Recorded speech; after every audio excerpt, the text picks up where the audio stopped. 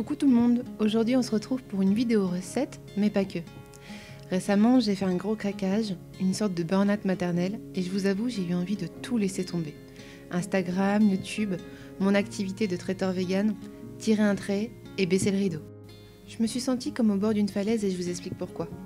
Parfois j'ai l'amère impression que plus les réseaux gagnent du terrain et plus elles laissent une partie de la population sur le bas-côté. On ressent tellement de pression quant au fait d'être performant aux yeux de la société que c'est compliqué de ne pas se sentir défaillant.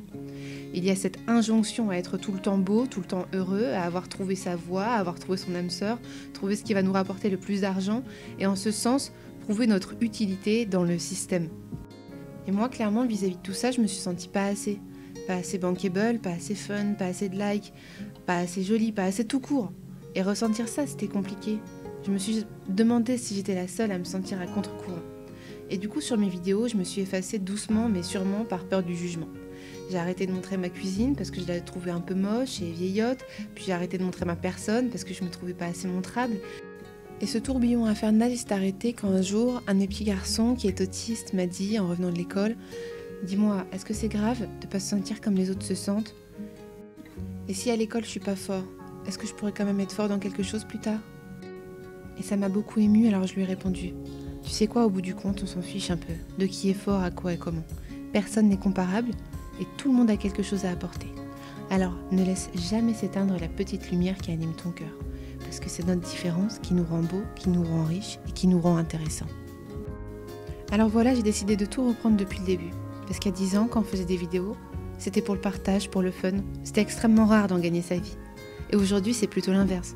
Tout le monde est blogueur, tiktoker, influenceur et star du net. Et dans cette course au contenu, aux vues, et encore une fois à la performance, je me suis perdue.